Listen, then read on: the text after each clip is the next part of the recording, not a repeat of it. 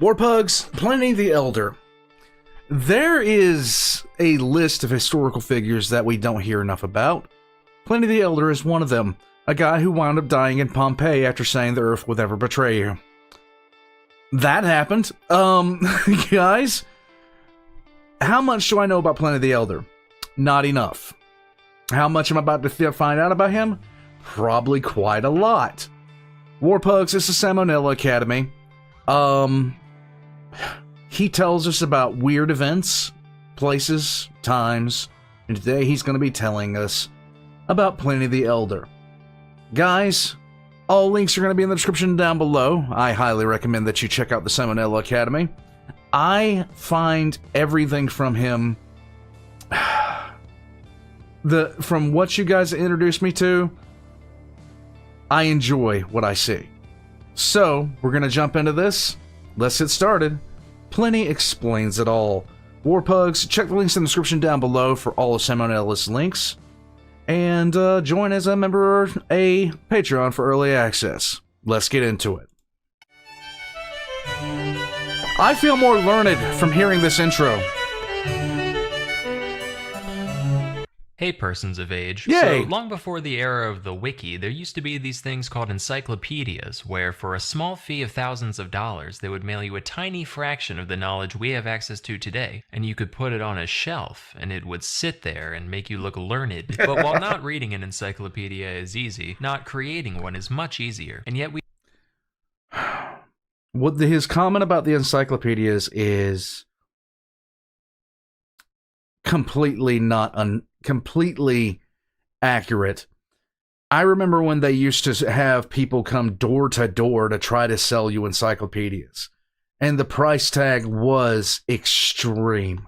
We do it. Encyclopedia Britannica is still in circulation today, and it's maintained by around 100 full-time editors and more than 4,000 contributors. So whose idea was this? Who was the first person to sit down and say, today I feel like writing down everything? To answer that, we must look nearly 2,000 years in the past, to the mid-70s AD. Pliny the Elder. Author, philosopher, veteran, imperial administrator, and one curious buckaroo. Early in his life, Pliny's father took him to Rome to study law. Then, as a young adult, he spent several years as a junior officer in the Roman military. His interest in literature made him a few high-ranking friends there, and when he came home, he took to writing. Unfortunately, a certain apocryphal fiddler was in charge at the time, who wasn't exactly kind to intellectuals. So Pliny kept it on the DL, mostly writing about things like grammar and rhetoric, which at the time few people found worth freaking out over. Fortunately, in June of 68, Nero finally took a hint and killed himself, and following the chaos of the Year of the Four Emperors, Rome was...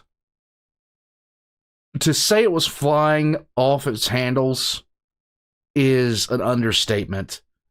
The sheer amount of stupidity involved with Rome, it makes you surprised it lasted as long as it did once it reached a certain point in the imperial years. There were so few good emperors and too many bad ones, and it's actually shocking it stayed around for as long as it did. Vespasian came out on top. Vespasian was a general and a friend of Pliny's, so when he became emperor, he promoted Pliny to procurator, which was like the governor of a province. Yay. Suddenly, with this guy on the throne and a cushy job to pay the bills, Pliny found himself in a position to make complete use of his own potential. By day, he continued his administrative duties, but during nights, he wrote. And over the course of a few years, with nothing but his own wits and whatever authors he could get his hands on, he created a work known as the Historia Naturalis. This consisted of 37 books, each broken up into many dozens of chapters covering just about every topic there is. While it wasn't quite an encyclopedia in the modern sense, it's still the earliest surviving attempt at an all-encompassing scholarly work, and it is a trip. I've been reading it. It is fascinating, not only as a reflection of what people did and did not know in the Roman Empire, but also as a reflection of Pliny himself, who is a character and who made zero attempt to hide it. So today I come to you with a brief summary of the first part of a brief summary of all human knowledge according to one dude circa 77 AD. Now the original thing makes for a fairly long long read. Even removing most of the more uninteresting details, I've only managed to fit the first 2 books into today's video. Whew. As for the other 35, we'll see. I'm gonna let Pliny do the narration himself using my voice. He gets a lot of things shockingly right and a lot shockingly wrong. Rather than constantly chiming in with fact checks, I'm just gonna throw chess.com analysis icons in the corner for every claim he makes. I'll also provide relevant snippets of the actual text I'm paraphrasing just for reference. If you're one of the people who likes to pause the video just to see the funny ha-has I snuck into the freeze frame, rest assured there will be none today. You can just let it play. One last warning, while there is a loose overall structure to this thing, it also seems like Pliny just kind of wrote whatever was in his head for a given chapter. He has a habit of jumping back and forth between completely disparate topics and going on weird personal tangents in between. I am presenting this thing in the exact order it's written, so if it at any point seems utterly scatterbrained, it's his fault, not mine. Anyway, take it away. Well, if you're going to be convinced that you need to write everything that you think down, be a Roman, and eventually it'll be famous. Let's go! Yes! Yo.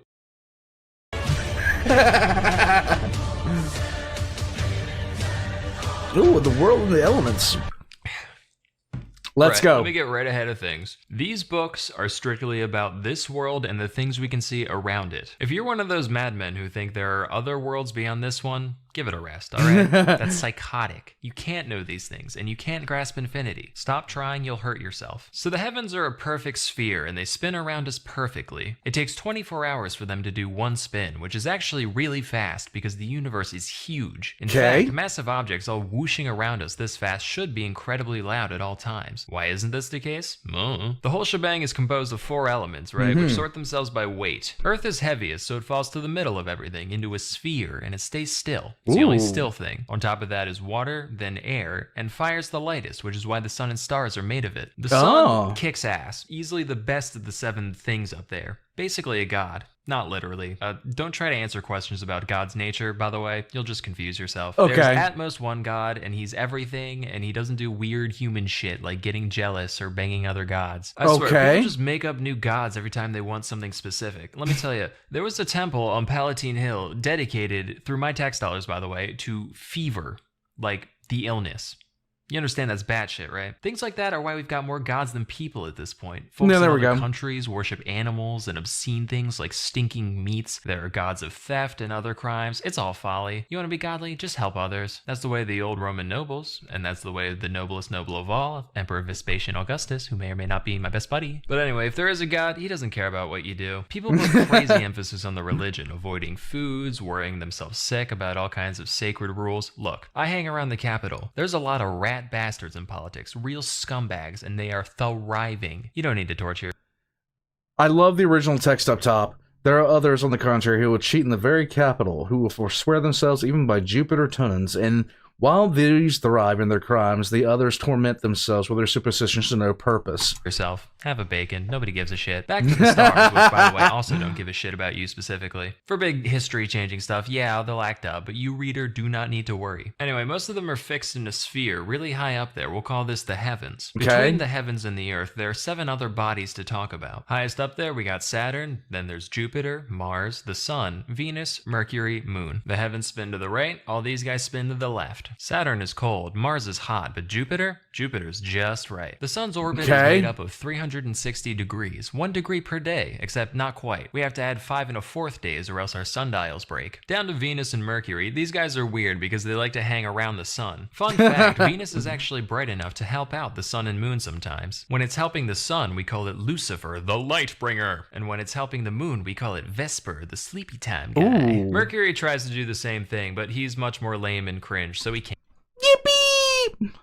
Naturally, similarly circumstanced, but no means equal in size and power to it. Next to it is the star Mercury, by some called Apollo. It is carried in a lower orbit and moves in a course which is quicker by 9 days, shining sometimes before the rising of the sun, and at other times after its setting, but never going farther down from 23 degrees, as we learn from Timaeus and Sausages. So I cannot pronounce that. Can't. The moon's got phases, as you know, and she gets closer and farther away at different times. And Daimion figured out lots of cool info about the moon's orbit, and you assholes bullied him for it. Yeah, this man unraveled the secrets of the universe, and in return, everyone goes, ho ho ho, he's in love with the moon. That's because humans are sick in the head. They'd rather read stories about bloodshed and massacres like that matters more than the fabric of reality. Get a clue. Anyway, the moon has phases because of the way it borrows light from the sun, which might be what these other guys do too, we don't know yet. All those spots on it are actually puddles because it likes to draw up moisture from the earth, which is where we get the tides. And every now and then, it casts its shadow on earth. We call these eclipses, and they are freaking wicked. Eclipses can happen the other way around too, and the way these happen prove that the moon is bigger than the earth and the sun's way bigger than both of them. Oh, and just so we're clear, eclipses are a natural thing. It's not the apocalypse or God's wrath. They follow rules. Even the Greeks could predict them. Settle down. Back to the planets. They're all kind of in the same belt up there, and they all get farther and closer to us at different points because their orbits are complicated. They mostly follow the same rules as each other, but there's some goofiness, like the ones further than the sun move the slowest when they're the farthest away from us, but the closer ones move the quickest then. We can chalk this up to the sun emitting vapors that must push them around in weird ways. Thunderbolts come from Jupiter, and we don't know why. One theory is that it's because Saturn is very moist and Mars is very fiery, and when they meet in the middle, we get celestial fire thrown down at us. Same reason a wet log crackles and throws off embers in a fire. There is a... It is amazing how weird we are. It is amazing to me. Like, you never think, like... Imagine how, like, weird... Oh, my God. So, think about it for a second here. How utterly strange some of our beliefs are going to be maybe, like, 300 years from now, 1,000 years from now. Things that we intrinsically believe to be truth. Because everyone at a certain time believes the current science to be absolutely accurate, and there's no way it can be wrong. But look at the way that we have perceived the world and how it has changed over the past 1,000 years. And at every single stage in those 1,000 years, there were people who believed that they were 100% right, and that anybody else that was saying anything different was scientifically illiterate and wasn't following the proper procedures to figure out the truth. We've got things that we are 100% correct on these days. We got other things that there is no way in hell that we're going to be looking back 2,000 years from now saying, yeah, they were completely right. How arrogant we are as a people sometimes to not understand this. It is mind-boggling, frankly. And I look at some of the things that go on today, and I'm just thinking, God, in 1,000 years, are we going to look back at what we said and did here and just be like, what in the... They're going to look back at us and be like, what in the world were they thinking? A type of star that moves around and vanishes. We call these comets, and they come in all kinds of flavors. These might actually be omens. I mean, there have been some weird coincidences. Some people think comets are permanent, and we only see them when they swing by the right way, while others say they're just flare-ups of celestial vapor that dissipate on their own. Now to talk about some real anomalies, things we've only rarely seen. The sun goes dim sometimes, like when Caesar got killed. Matter of fact, during the Civil War with Mark Antony, it stayed dim for like a year. Multiple suns have been seen at the same time on several occasions, but no more than 3. 3's the record. Same with Venus. One time, a burning shield darted across the sky, throwing sparks as it went. Another time, someone saw a shooting star fly towards us until it was as big as the moon, and then it turned around and went back to being a normal comet. Side note, even the translator was like, I don't know what the fuck he's talking about. Nobody knows. Finally, there are the stars Castor and Pollux. Castor and If you Pollux. see both of them, it's good luck, but be advised, if one's alone, he turns into a little bastard. He can and will come down and set your boat on fire. Be careful about that in that case. Castor will set your boat on fire. This is something that you need to worry about in every single instance. What? Huh? The celestial sphere taken care of. Now let's move down a peg to the air. The Air air ends way before the moon, and it mixes with water vapor to create the weather. The sun dries up water on the earth, it goes up and turns into clouds, and then it's pushed back down again by the star forces that keep star stuff on forces. Earth. We get rain and hail and such, and it keeps going round and round like some kind of water cycle. The seasons go around once a year, and we don't know exactly why, but it definitely has to do with the motion of the stars. Like some are wet or dry, hot or cold, and that influences the climate when they move. Okay. Especially Saturn. He always soaks the place going by. He's a freak, like, actually. Oh, I almost forgot. Okay, I didn't need to know that. The dog star. This guy's nuts. It kindles the sun's vapors, and when it rises, the ocean gets upset, wine ferments, and stagnant waters are set in motion. And there's a creature called the oryx in Egypt, and when the dog star goes up, they look at it and they sneeze out of worship. It also makes dog...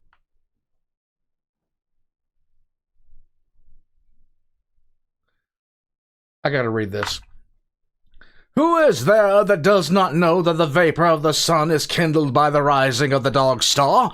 The most powerful effects are felt on the earth from this star. When it rises, the seas are troubled, the wines in our cellars ferment, and stagnant waters are set in motion. There is a wild beast, named by the Egyptians oryx, which, when the star rises, is said to stand opposite to it, look steadfastly at it, and then to sneeze, as if it were worshipping it. What? There is no doubt that dogs during the whole of this period are particularly disposed to become rabid. Nice.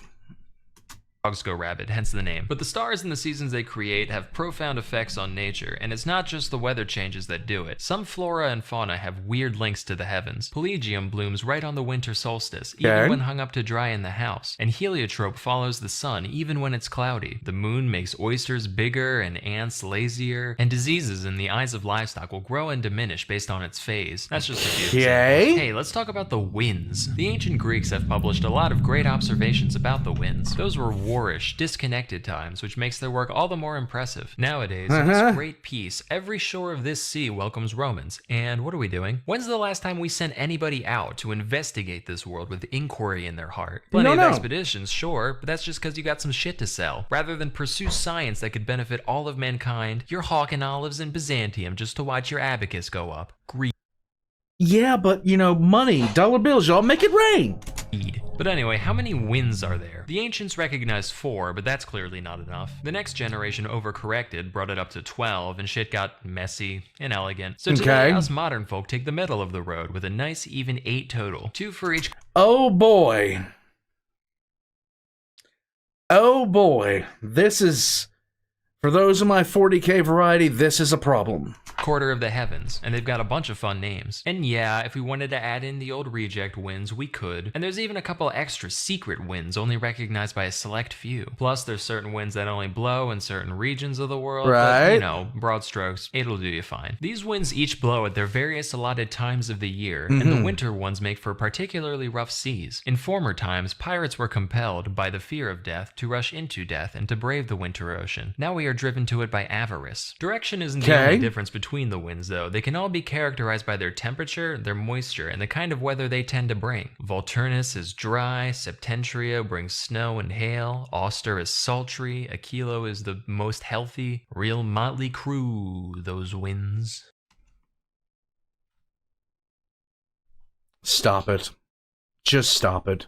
But while those guys are generally pretty calm, we must also consider the sudden, violent gusts we call storms. Storms are self-contained events that come in a few flavors themselves, like Eknephius, which brings thunder and lightning, or Typhon, which doesn't. Certain storms also give rise to whirlwinds, which are these giant, loud pillars of wind and moisture that destroy everything in their path. They are so dense that they can actually support themselves on the ground, and if they happen over the sea, they suck up the water as they go. Thunderstorms produce light. Fairly accurate. And lightning is crazy. It has this unique property where it can damage things on the inside while leaving the outside unharmed. It can empty casks of their wine without breaking the vessel itself, and it can melt gold and silver without burning the bag they're in. One time, a noblewoman named Marcia was struck by lightning while pregnant, and while the baby got fried, she herself survived without injury. Many people That's really hard to believe. Believe that when lightning strikes a man, it can be used to predict his future, with terms and conditions, of course. Some historians also state that man is capable of invoking lightning. The author L. Piso said that the ancient king Numa did it all the time. Then his successor, Tullus Hostilius, tried to imitate him, but he didn't do the ceremonies right, so he just got electrocuted. Tullius Hostilius got electrocuted because he pissed off the sky god. There you go. Is any of this true?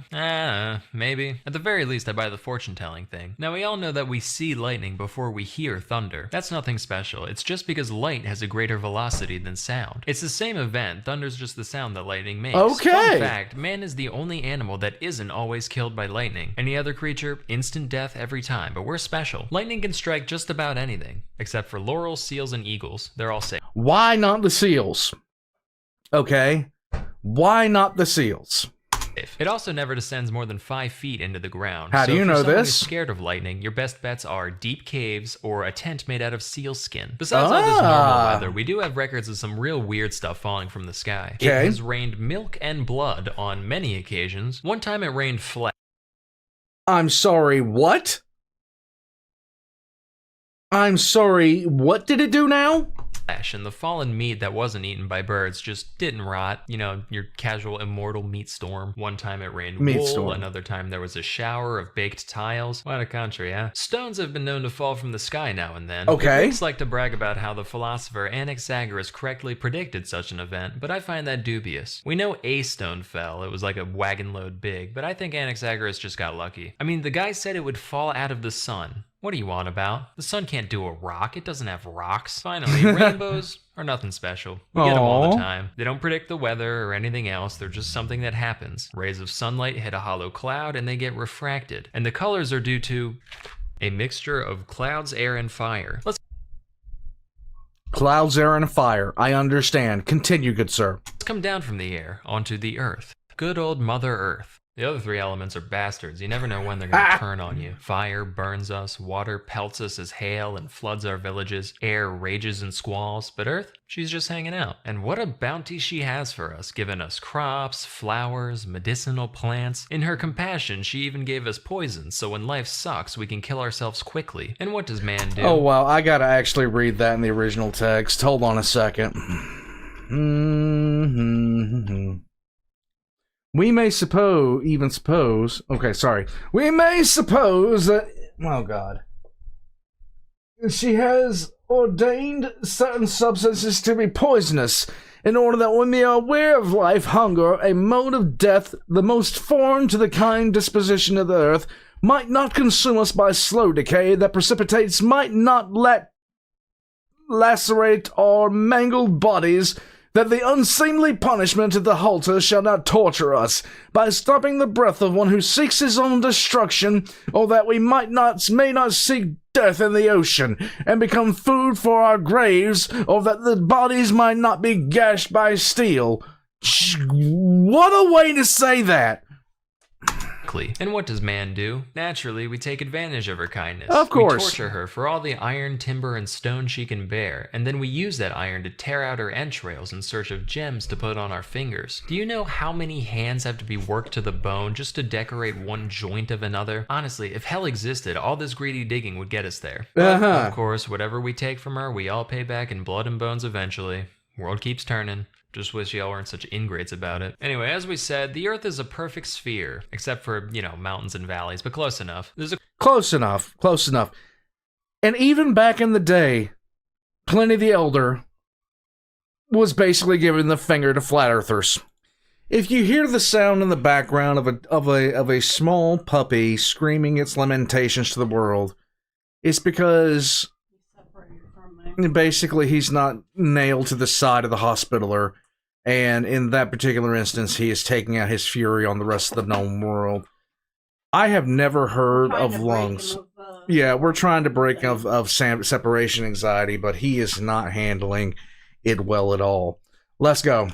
The question we get all the time when people first learn about this, particularly from the commoners. They'll go, right, if Earth's a ball, why don't people on the other side fall off? To that I say, why doesn't the whole thing fall down? Where would it go if it did? Up into the other sky? That doesn't make sense. No, the Earth is right where it belongs. Then they'll say, alright, fine, but why is the ocean flat then? Guess what? It's not. Here, take a glass of water, fill it to the brim, then drop a little something in there. See that slight, subtle curve? That's the ocean. You can see it when a ship goes out to sea. The bottom bit will disappear over the horizon before the mast does, and so it goes all the way around. One time some Indians got blown just dunking went off course by a storm and ended up in Germany. Side note, this was not the first nor the last time the translator started his annotation with this exact 11-syllable sigh of frustration. Right. The ocean they must have crossed had to be massive, like half the globe. Real quick, let's think about how much of the world is even inhabitable. We got one hemisphere over here, which is divided into 5 zones, right? Okay. On the top and bottom, miserable, nothing but cold and darkness. Right. In the middle, sun's too close, burns everything. Right. Miserable. So already we only got a fifth of the place to ourselves. Then take into account all the seas and mountains and wilderness and other crap in the way, there's barely anything left. And this is what every war in history has been over, this tiny portion of what amounts to a speck in the universe. Even if you conquered the world, you'd have barely started. And how much of it can you bring with you to the grave, huh? So the Earth is in the middle of the universe, and we know this because of the equinoxes, day and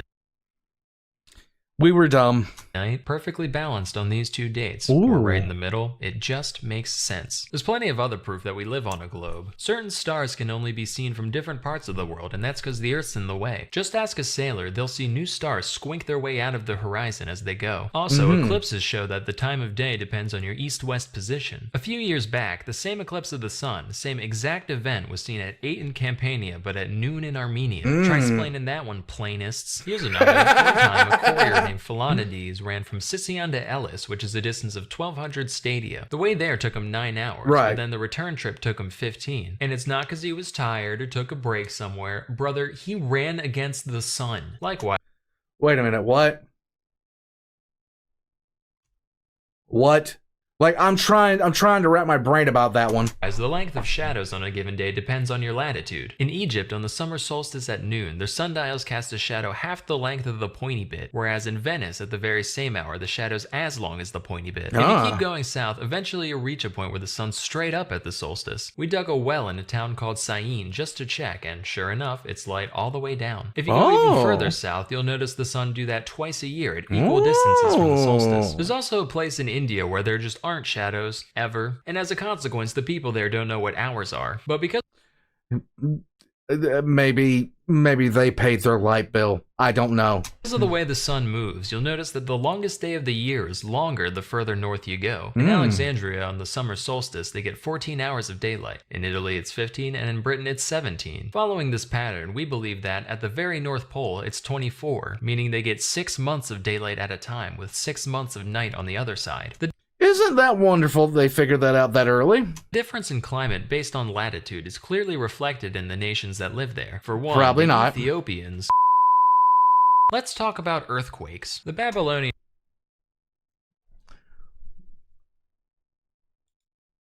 at a time, with 6 months of night on the other side. The difference in climate based on latitude is clearly reflected in the nations that live there. For one, the Oh my god. Ethiopians. Let's talk about Yay! earthquakes. The Babylonians used to blame these Okay, the reason that he beeped that out and stuff like that is because it went into physical descriptions of people. And I don't think they view things the same as we do now, like as far as that kind of talk, but yeah, that's stuff he definitely can't say on YouTube. on the movements of the stars. One guy is even said to have predicted an earthquake through astrological means. Oh, sure he Is that did. true? I'll let you be the judge. Mm. I, for one, believe that earthquakes are caused by the winds. Oh. Think about it. Before an earthquake, it's always very calm. The seas are tranquil. There's not a single bird in the sky. Why? Uh-huh. No wind. They can't fly. Where'd the wind go? Underground. Oh. It gets stuck down there and it builds up until finally hell literally breaks loose. It starts off with a horrible noise, like Okay. cows mooing or people fighting in the distance. Then everything shakes, hard. Whole city walls get knocked down, and sometimes the earth opens up and swallows them entirely. The shaking's even noticed by people on ships who get hit by waves without any wind. Speaking of which, if you haven't had the opportunity to, there was actual from the last earthquake, major earthquake that happened. There's somebody was filming underwater when it hit, and it is, quite simply put, one of the most terrifying things I've seen, because the entire ground moves underneath these. Like, I know it does during an earthquake, but you do not see how much the Earth shifts until you've seen it underwater. In fact, I'm going to show you guys after I finish up with this, because it was one of those videos where I was just looking in just shock at what I was seeing. All right, I said I was going to do this. I'm going to put this in. I'm just going to slide this in. I forgot to do it before I turned it off. Got up for a few seconds before I sat down to start, getting everything ready.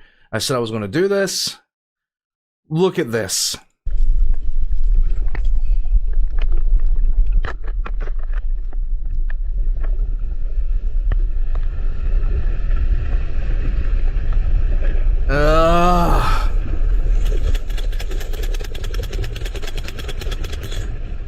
Just everything. And just swimming around, enjoying the day. Then the entire planet just... Look at that!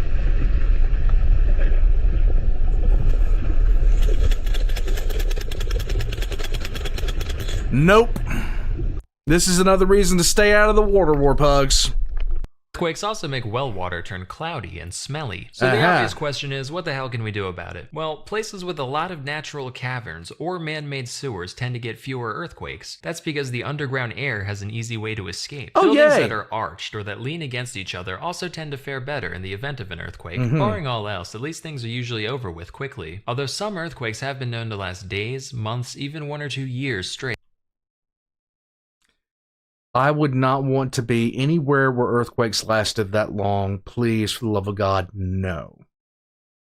As for related anomalies, about a century and a half ago, 2 mountains slammed together and collapsed. That sucks. Fire and smoke came from the ground where they stood. More recently, under Nero, there was a knight named Vectius Marcellus. Hi, who woke up Vectius. to find that his fields and olive grounds swapped places with each other. No mayhem or destruction, just, oh, this is over here now, okay? But just as Earth swallows up land in one place, she spits it back out elsewhere. As such, islands sometimes rise up spontaneously out of open sea. We have tons of records of these events across the Mediterranean. They're often accompanied by a giant fiery explosion and loads of dead fish floating everywhere. It's said that one time some people ate these fish and then they too immediately died. But enough of sulfur tragedies. Let's turn back to the wonders of the Earth, such as there are many caverns filled with gas that instantly kills things. Some kill only birds, others kill everything but people, and still more kill everything and people. In a few caves, those who breathe the gas instead become intoxicated and start predicting the future, as is the case with the famous oracle at Delphi. We don't call what she sniffed gas.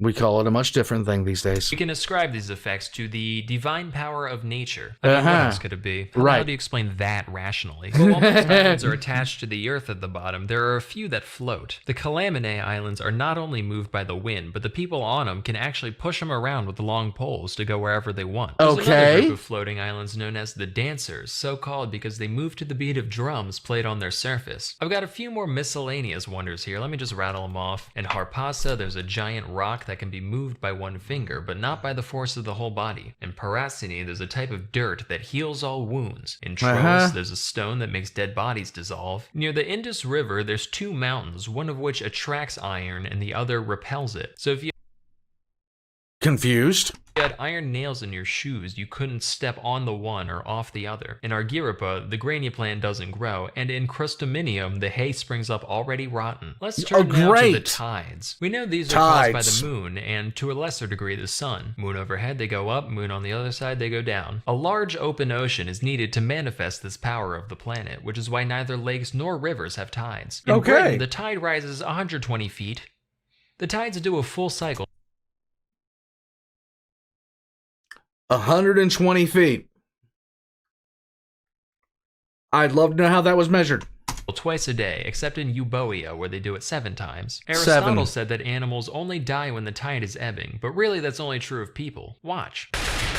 Seawater is salty, and that's because the sun evaporates all the mild, sweet water while leaving all the gross crap that ends up in the ocean behind. A number of estimates have been made for the depth of the ocean, ranging from 15 stadia to who the hell knows. Seawater is also heavier than fresh water, which is why things float better on it. As with everything in nature, bodies of water have no shortage of weird stuff they get down to. Some rivers actually run underground before bursting out again elsewhere. We know they're the same river because if you chuck stuff in one, it comes out the other side. There's a lake in Judea where nothing sinks at all. In Dodona, that would be because of the salinity.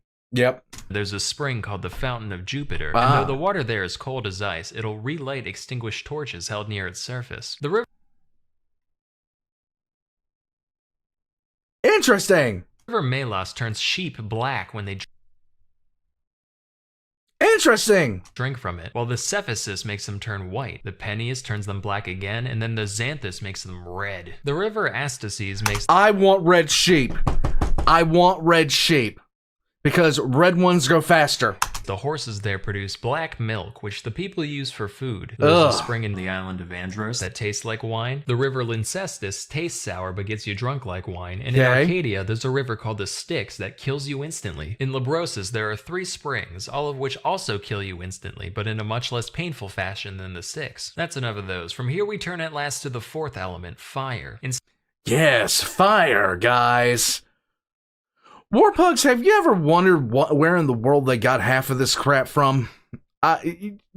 I just have to know where some of this stuff came from. Samosata, along the Euphrates, there's a big pool of this flammable mud they call maltha. It sticks to everything it touches, and if you set it on fire, even water won't extinguish it. Romans invaded these lands long ago, and the people there poured the stuff on our soldiers, cooked them in their armor like a crab. There are certain places in the world where fire's always burning. The summits of many mountains are home to such flames, as are the occasional crater and field. And of course, the sun and stars are no exception. What a weird thing these are, like fire needs fuel to spread and sustain itself. So what is it that can feed these flames without destroying itself in the process? Wind? There's a thinker for ye. But besides these guys, where else does fire come from? You got fires lit by men, for one. Certain stones have fire in them innately. There's the fire you get from rubbing sticks together, and there's the fire in clouds that causes lightning. You can also use concave mirrors to focus sunlight into fire. Highly potent, do be careful. Sudden fires yeah. Where did they come up with some of this stuff? Also manifest occasionally in the human body. One time when 6th king of Rome, Servius Tullius, was a child, he was just sleeping there when suddenly flames shot out of his freaking head. That I've got sucks. more fun facts like this to drop later, but it's about time we wrap this book up. And what better way than by sizing up the entire globe? So I ran some numbers, added some distances, checked some other people's answers. I've got some estimates here on the width of the inhabited world. Let's from hear the it. mouth of the Ganges in India to the port city of Gades in the west. These all fall around 9,000 miles, give or take 1,000. But like I said before, the uninhabited Earth extends far beyond that. Eratosthenes was a really bright dude, and he put the circumference at 31,500 miles. What a big... He was off by about 5,000 miles, but that's okay. I gotta say, the Widow's Peak on this guy is actually worse than mine. Big wild world it is. Just how wild? You'll have to tune in next time for books 3 through 6, all of which are titled An Account of Countries, Nations, Seas, Towns, Havens, Mountains, Rivers, Distances, and Peoples who now exist or formerly existed. But for now, I'm Pliny the Elder, et gratias ago tibi, qui aspectandi. The Pope's sitting at home fuming at my pronunciation right there. Warpugs. What do you even say when you look at some of this stuff? Like I was saying, I was talking a little bit earlier, like where in 1,000 years they're going to look back at things that we commonly hold to be completely true. And some of these things, they're just going to look at it and be like, they're going to look at them and say, okay, they were actually onto something. Or they're going to say, how in the absolute hell did they actually believe this? There's no way that they actually believe this. The same way that we look back at them now. Because now, as in then, we trust in our own scientific processes. But my goodness, guys. You know, all those years ago, they believed that it wasn't that long ago. It really wasn't that long ago. They believed the human body consisted of 4 humors. And when you got sick, the reason you got sick was because the humors were out of balance. We believed in leeching, which there was a reason behind it. They believed in bloodletting, which there was a reason behind that too. In fact, if you take a look inside the barbers would do bloodletting, if you believe it or not. The candy cane thing outside of a barber shop is meant to symbolize that. As ridiculous as that sounds, that's the case. It's weird with the kind of symbolism we have and the reason we have some of them. In some cases, it's flat out dark. Warpugs, I can't wait to see the next episode of this. Pliny the Elder. What more can we glean from this man's learned nature? Warpugs, I will catch you guys next time. All links can be in the description below for Salmonella Academy. Join as a member of Patreon for early access. I'll see you later. Yeah, dunking on flat earthers and 2BC. Let's go.